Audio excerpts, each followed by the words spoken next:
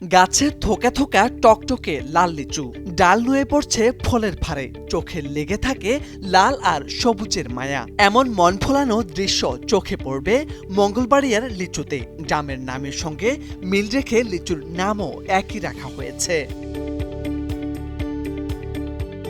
দেশের নানা জায়গায় এই লিচুর কদর আকাশচুম্বী, কারণ ছোট বীজ, রসালো টকটকে লাল আর খেতে অপূর্ব সুস্বাদু। আরো বিস্ময়ের বিষয়, এই লিচুর জন্য বাজারে যেতে হয় না, গাছের নিচেই ক্রেতারা ভিড় করেন, বাগানে বিক্রি হয়ে যায় সব। এই মৌসুমেও প্রতিদিন শত শত মানুষ আসছেন দেশের নানা প্রান্ত থেকে। তারা বাগানে ঘুরে ঘুরে লিচু দেখছেন, খাচ্ছেন আর পছন্দ মতো কিনে নিচ্ছেন। আমাদের মঙ্গলবাড়িয়ার প্রতিটাই ফ্যামিলিতে মনে করেন যে 4-5টা করে সর্বনিম্ন গাছ আছে। আর যারা বাগ আছে তারা তো বলার হিসাব নাই, কারণ এক এক বাগে 50টা 100টা পর্যন্ত বাগ থাকে, লেচু গাছ থাকে।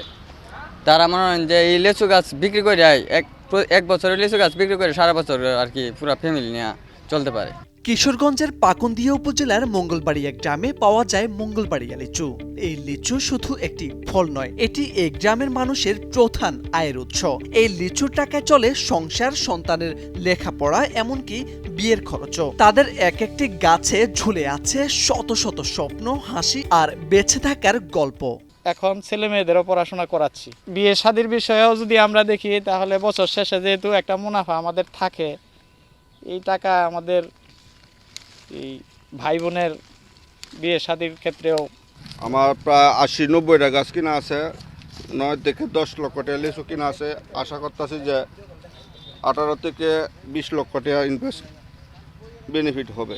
35টা লিচু গাছ আছে, 35টা লিচু গাছে মনে করুন 1,20,000 লিচু মানে টিকবো আর কি, বিক্রি করতে পারবো।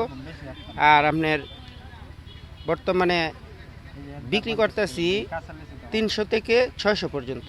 আমরা কিশোরগঞ্জের মানুষ, আমরা কিশোরগঞ্জের উপজেলা পাকুন্দিয়ার মঙ্গলবাড়িয়া থেকে আমরা লিচু নিতেছি।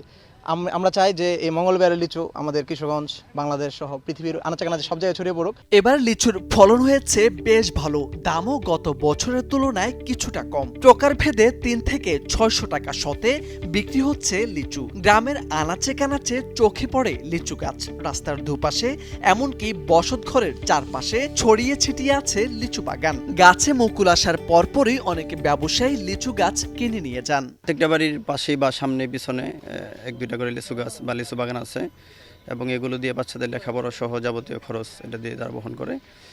আমিও আসছি এখানে লিচু কেনার জন্য, ইনশাল্লাহ এখান থেকে লিচু কিনে নিয়ে যাব। মঙ্গলবাড়িয়া গ্রামের কয়েকশো পরিবার লিচু চাষের সঙ্গে জড়িত।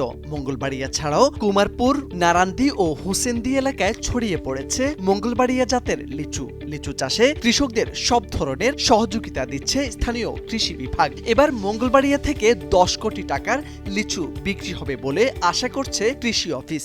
এই লিচুটার বিশেষ বৈশিষ্ট্য হচ্ছে এটার সুমিষ্ট গ্রান রয়েছে এবং পাকলে অত্যন্ত সুমিষ্ট হয়। আমাদের এই এলাকায় প্রায় 7,000 লিচু গাছ আছে এবং আমরা আশা করছি চলতি বছরে প্রায় 10 কোটি টাকার মতো লিচু আমরা এই এলাকা থেকে বিক্রি করতে পারবো। জানা গেছে 200 বছর আগে মঙ্গলবাড়িয়া গ্রামের এক ব্যক্তি চীন থেকে একটি লিচুর চারা পাকুন্দিয়া উপজেলা সদরের মঙ্গলবাড়িয়া গ্রামে রোপণ করেন। বেশি ফলন, রসে টসটসে ও ছোট বীজের কারণে সুস্বাদু এই লিচুর চারা দ্রুত ছড়িয়ে পড়ে গ্রামের প্রতিটি বাড়িতে। বর্তমানে 7,000-এরও বেশি লিচু গাছ রয়েছে মঙ্গলবাড়িয়া গ্রামে। মোর্শেদ আলম, সময়ের আলো।